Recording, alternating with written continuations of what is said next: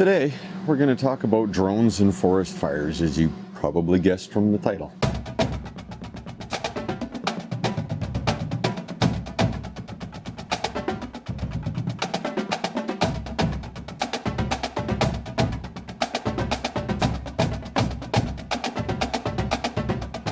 Welcome. I hope you're doing well. If you're new here, my name is Mike.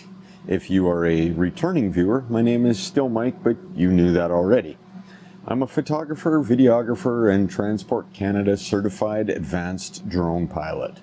So a few days ago, I heard a news story about a forest fire near Jasper, Alberta. It's out of control and has killed power to the town site.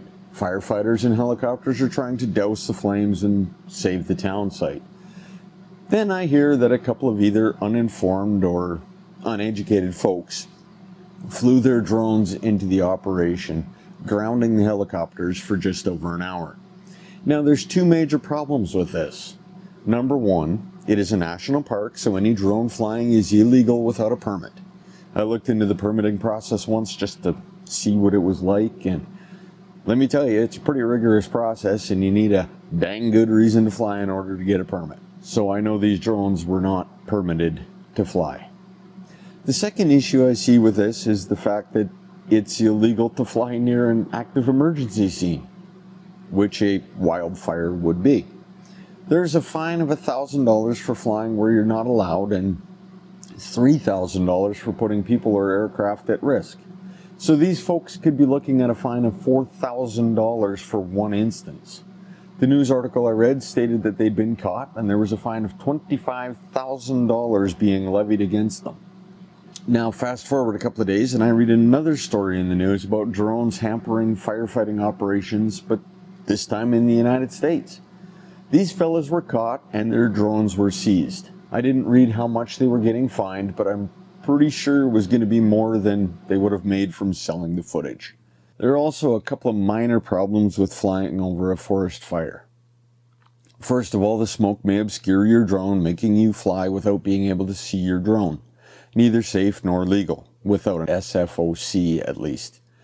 The other problem is most drones are made of some form of plastic, and plastic melts when it gets hot enough. Fires put out an enormous amount of heat, especially an out-of-control forest fire. So there is a potential that you could actually fly your drone into a major updraft and lose it vertically, or it could melt. If you really want to fly over a forest fire with a drone, there is a way. And it is safe and legal. There are companies around the world that are starting to use drones to assist firefighters with battling wildfires. There's a combination of infrared and visual cameras to find hotspots and potential fire break locations to make the firefighting operations more efficient and safer for the guys on the ground.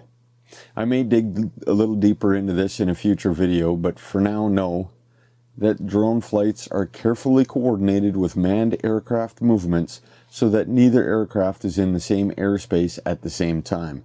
I did read a news article a few months ago about a company in the States that would put their drones up once it was too dark for the helicopters to fly. This allowed them to scout the leading edge of the fire and relay that information to the ground crews. The helicopter pilots would then be able to plan for the next day where their efforts would be most efficient for firefighting. This technology can also pinpoint hotspots so the firefighters could be dropped off at the right point without having to wear themselves out slogging through muskeg just to get to a hotspot, thus saving time and resources for more operations. Anyhow, I hope I provided you with some value. If I did, feel free to click on the subscribe button if that's something you're into. If you enjoyed the video, click on the thumbs up icon. It lets me and YouTube know I'm doing a good job. If you want, you can follow Gradient Imaging on Facebook, Instagram, and TikTok. I'll drop some links in the description. So until next time, bye-bye.